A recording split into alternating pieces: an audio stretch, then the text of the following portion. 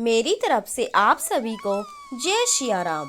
आप सभी कैसे हो? आशा करती हूँ कि आप सब अच्छे होंगे। आज हम जानते हैं कि पीपल को एक बार जल चढ़ाने से कौन सा फल मिलता है। एक बार देव ऋषि नारद नारायण नारायण का जाप करते हुए बैकुंठ लोक में पधारते हैं।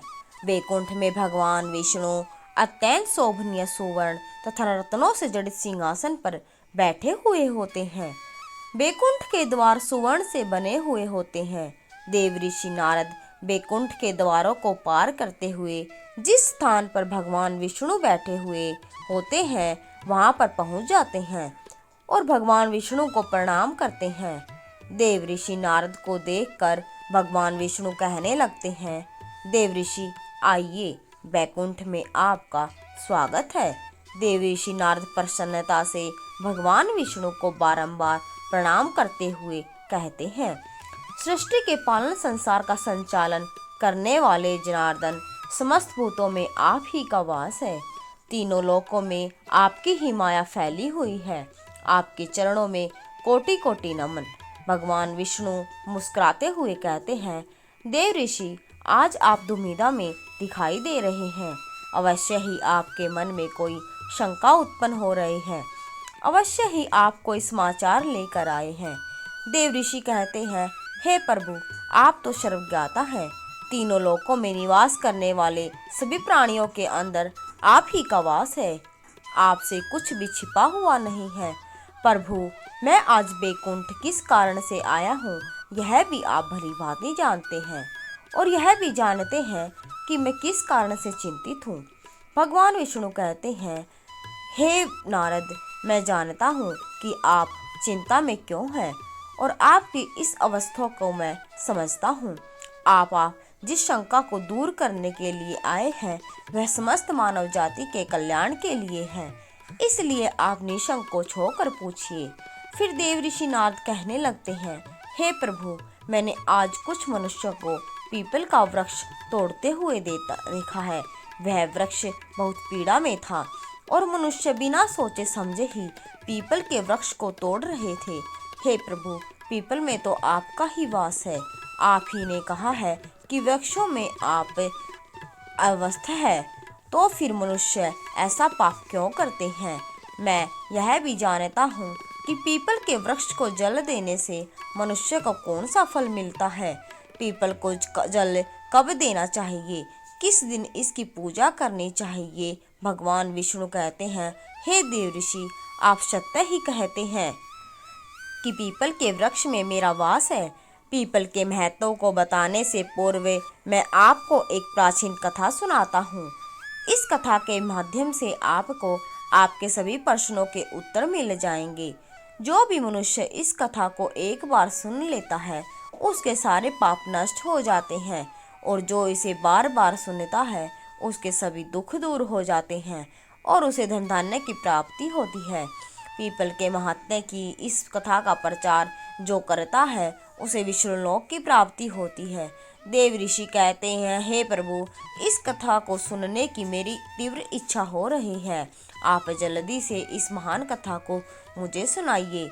मैं इसे ध्यान से पूरा सुनता हूँ और इसका तीनों लोकों में प्रचार करता हूँ। श्री हरि कहते हैं कि प्राचीन काल में एक अत्यंत शोभायमान नगरी थी जिसका नाम नंदीग्राम था। उस नगरी में पुष्कर नाम के एक श्रेष्ठ ब्राह्मण रहा करते थे। वे सदैव ही धर्म के अनुष्ठान में रहने लगे थे। सभी पशु पक्षियों की सेवा करने वाले थे।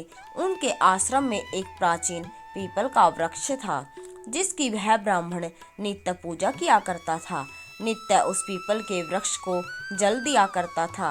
वह एकादशी का व्रत करके पीपल को जल देकर उसकी प्रदक्षिणा करता था। बाहर जाते समय वह रोज पीपल को नमस्कार किया करता था। इस प्रकार से उस ब्राह्मण ने उस पीपल के वृक्ष की पूजा करके बहुत सारा पुण्य अर्जित कर लिया था। फिर एक दिन एक भयानक राक्षस भोजन की तलाश में उस पुष्कर ब्राह्मण के आश्रम पर आता है और इधर उधर देखने लगता है। तभी वह ब्राह्मण कुटिया से बाहर आकर देखता है तो एक भीमकाय राक्षस वहां पर खड़ा हुआ है। जैसे ही वह राक्षस उस ब्राह्मण को देखता है तो कहने लगता है, अरे वाह, आज तो बहुत ही सुंदर ताजा ताजा मांस खाने को मिलेगा। यह ब्राह्मण तो बहुत ही जवान, सुंदर और गुणवान दिखाई पड़ रहा है। अभी मैं इसी को खा डालता हूँ। उस राक्षस को देखकर वह ब्राह्मण बिल्कुल भी भयभीत नहीं होता और उस राक्षस से कहने लगता है, राक्षस, इस गरीब की कुटिया में तुम्हारा स्वागत है। तुम बहुत भूखे दिखाई दे रहे हो, तुम्हें भोजन में क्या दूं? ब्राह्मण के इस प्रकार के वचन सुनकर वह राक्षस आश्चर्य में पड़ जाता है और सोचने लगता है, बड़े आश्चर्य की बात है, यह ब्राह्मण मुझसे जरा सा भी भयभीत नहीं है, यह अवश्य कोई बड़ा महात्मा दिखाई पड़ रहा है। तब वह राक्षस कहने लगता है कि महात्मा, आप कौन है और इस वन में क्यों रह रहे हो? आपको मुझे देखकर बिल्कुल भी डर नहीं लगा? तब वह ब्राह्मण कहते हैं, राक्षस, मैं भगवान विष्णु का भक्त हूँ। मुझे इस संसार में किसी भी चीज का कोई भय नहीं है। इसलिए तुम बताओ, तुम्हें क्या चाहिए? तुम्हारी जो भी इच्छा हो वह पूरी की जाएगी। आओ, इस वृक्ष के नीचे आसन ग्रहण करो। तब वह राक्षस जैसे ही वो वृक्ष के नीचे चला जाता है, उसका शरीर जलने लगता है और तुरंत ही उसकी मृत्यु हो जाती है और एक दिव्य मनुष्य उस राक्षस के शरीर से बाहर निकल आता है। उस मनुष्य को राक्षस की योनि से मुक्ति मिलती है। वह मनुष्य बड़ा ही प्रसन्न हो जाता है और उस ब्राह्मण से कहने लगता है, हे ब्राह्मण देवता, यह कैसा चमत्कार है? यह कौन सा वृक्ष है जिसके नीचे ठहरते ही मुझे मुक्ति मिल गई? तब उस ब्राह्मण कहता है, हे महात्मा, यह पीपल का वृक्ष है। यह साक्षात भगवान विष्णु का ही रूप है। यह सभी पापों का नाश करने वाला है। इस वृक्ष के सानिध्य में आने से तुम्हारे सभी पाप नष्ट हो गए।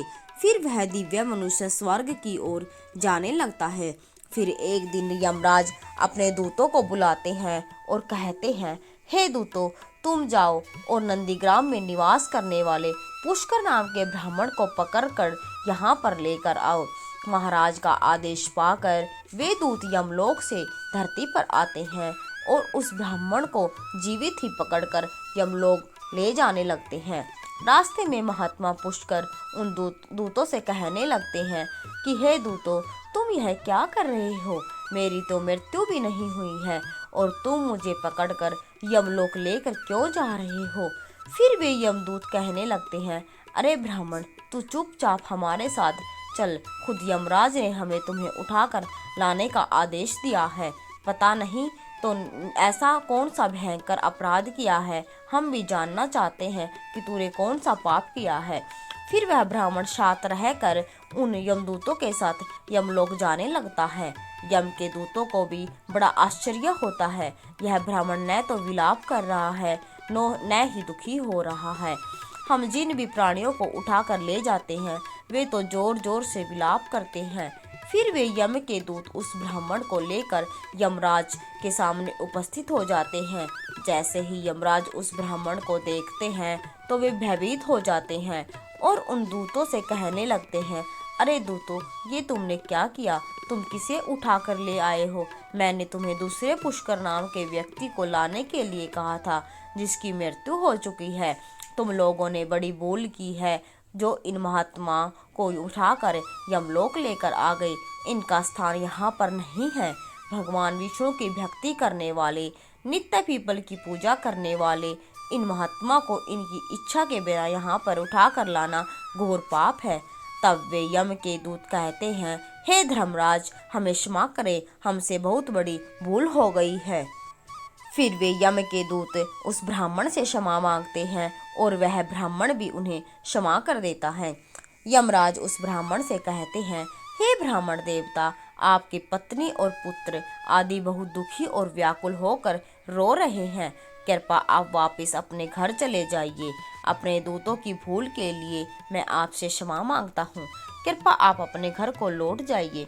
फिर वह ब्राह्मण कहता है, हे धर्मराज, आपको प्रणाम है। इन दूतों से जो भूल हुई है उसके लिए तो मैं उनका आभारी हूँ। उनकी भूल के कारण मुझे जीवित रहते हुए आपके दर्शन करने का सौभाग्य प्राप्त हुआ है। ऐसा सौभाग्य बार बार किसे मिलता है? हे धर्मराज, मेरी आपसे विनती है, मैं संपूर्ण लड़कों के दर्शन करना चाहता हूँ जहाँ पर पापी मनुष्यों को कष्ट भोगने पड़ते हैं। ब्राह्मण की बात सुनकर यमराज प्रसन्न हो जाते हैं और कहते हैं कि हे ब्राह्मण देवता, ठीक है, अगर आपकी यही इच्छा है तो मैं आपकी इच्छा को अवश्य पूर्ण करता हूँ। फिर यमराज उस ब्राह्मण को समस्त लोगों का दर्शन कराने के लिए ले जाते हैं। उस पुष्कर ब्राह्मण ने देखा कि पापी जीव नरक में पड़कर कष्ट भोग रहे हैं। कोई सूली पर चढ़ा है, कुछ प्राणियों को हिंसक पशु खा रहे हैं, कोई तपी बालू पर चल रहा है, कोई विलाप कर रहा है, कुछ पापियों को कीड़े पड़े हैं, कुछ पापियों को उबलते हुए तेल के घड़े में पकाया जा रहा है, कुछ पापियों को यम के भयंकर दूध पीड़ा दे रहे हैं, अस्त्रों से उन पर प्रहार कर रहे हैं, कुछ पापी जलने अत्यंत कीटनाशक कीड़ा को सहन कर रहे हैं, कुछ जलती हुई भयंकर अग्नि में गिरकर जोर जोर से विलाप कर रहे हैं।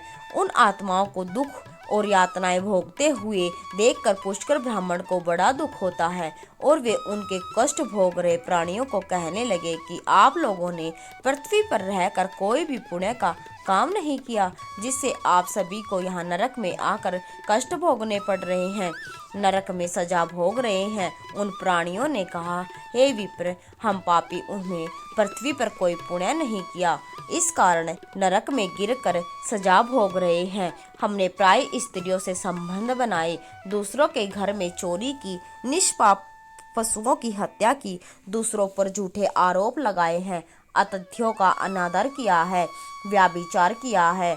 ऐसे अनेक पापों के कारण हम सभी नरक की अग्नि में दग्ध रहे हैं। हम प्यासी गायों को बावली को तोड़ा है, दान धर्म करने वाले लोगों को लूटा है, हमने कभी व्रत अनुष्ठान नहीं किए, अपनी स्त्रियों का त्याग कर दिया, हमने अपने मित्रों के साथ दगा किया है तथा झूठी गवाही देकर अनेक निष्पाप लोगों को फंसाया है। इन सभी घोर पापों के कारण हम नरक की सजा भुगत रहे हैं। फिर उस ब्राह्मण ने कहा, क्या आप लोगों ने कभी भगवान विष्णु का एक बार भी पूजन नहीं किया? इसी कारण से आप लोगों की ऐसी भयानक दशा हो रही है।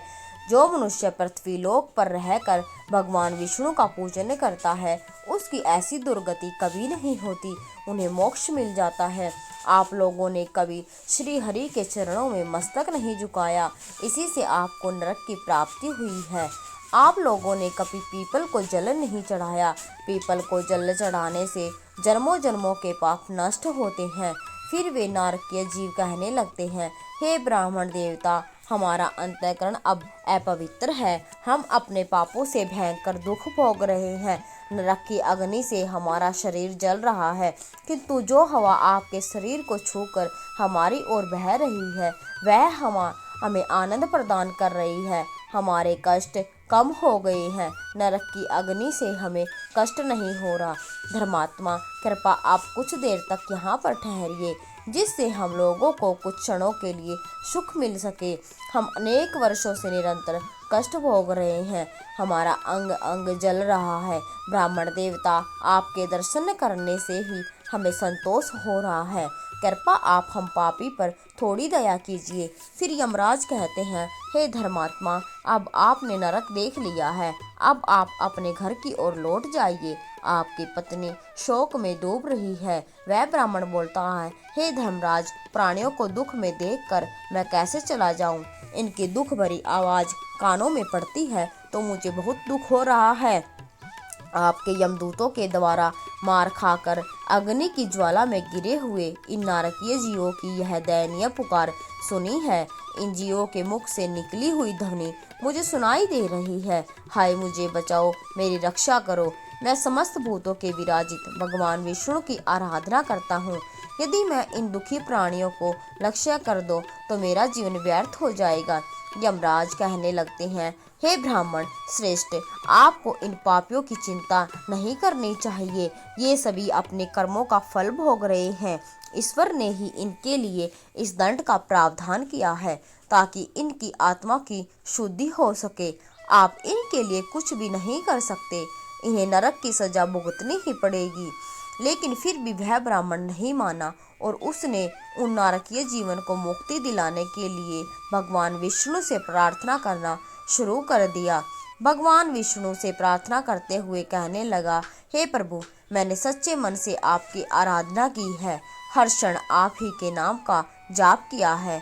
मैंने अपना संपूर्ण जीवन केवल आपकी भक्ति में ही समर्पित कर दिया है। मैं अपना सारा पुण्य इन पापी आत्माओं को देता हूँ और आप इन्हें कष्ट से मुक्त कीजिए, इन्हें नरक की यातना से मुक्त कीजिए। हे कृष्ण के जगन्नाथ विष्णु, यहाँ इस नरक में पड़े हुए यातनाओं को भोग रहे जीवों की रक्षा कीजिए। पुष्कर ब्राह्मण के द्वारा इतना कहते ही उस नरक के जीवों को तुरंत कष्ट से मुक्ति मिल गई और सभी नरक को छोड़कर स्वर्ग में जाने लगे। सभी नरक के जीव कहने लगे, हे ब्राह्मण, आपकी सदा जय हो, आपकी कृपा से हम पापियों को मुक्ति मिली है। इस प्रकार से गुणगान करते हुए वे सभी नरक के प्राणी स्वर्ग की ओर जाने लगे, किंतु उनमें से कुछ जीव अभी भी उस नरक में ही कष्ट भोगने लगे, उनको मुक्ति ही नहीं मिली। इस अद्भुत चमत्कार को देखकर यमराज आश्चर्य में पड़ गए। यमराज सोचने लगे, यह तो असंभव है, कौन से पुण्य के प्रभाव से इस ब्राह्मण ने इस नरक के प्राणियों को मुक्ति दिलाई है। फिर उस स्थान पर भगवान विष्णु प्रकट होते हैं। वह ब्राह्मण और यमराज भगवान विष्णु को नमस्कार करते हैं। यमराज भगवान विष्णु से पूछने लगते हैं, हे प्रभु, इस ब्राह्मण ने ऐसा कौन सा पुण्य किया है जो एक ही बार से इतने सारे नरक के प्राणियों को मुक्ति दिलाई, और किस पाप के कारण यह नरक के जीव अभी भी सजा भुगत रहे हैं। तब भगवान विष्णु कहते हैं, हे धर्मराज, इस ब्राह्मण ने पीपल के वृक्ष को नित्य जल दिया है, उस वृक्ष का पूजन किया है, इसी कारण से यह इतना बड़ा पुण्य आत्मा बन गया कि इसमें नरक के जीवों को मुक्ति दिलाने का सामर्थ्य आ गया है। यह तो अन्य जीवों जो अभी नरक में कष्ट भोग रहे हैं, इन मनुष्यों ने अपने पूर्व जन्म में पीपल के वृक्ष तोड़े हैं, इसी कारण से इन्हें उनकी मुक्ति नहीं हो पाई है। जो मनुष्य पीपल को केवल जल देता है वह कभी नरक में नहीं जाता, इसके अंदर इतना सामर्थ्य आ जाता है कि वह अन्य पापी जन्मों के पाप को भी नष्ट डालता है। उसके सानिध्य में आने वाले घोर पापी भी पाप से मुक्त हो जाते हैं। इतना कहकर भगवान विष्णु उस स्थान से अंतर्ध्यान हो जाते हैं। फिर यमराज उस ब्राह्मण को वरदान देते हुए कहते हैं, हे धर्मात्मा, आप धन्य हो, आप पृथ्वी पर सदा निवास करो, आपको मुझसे कोई भय नहीं होगा।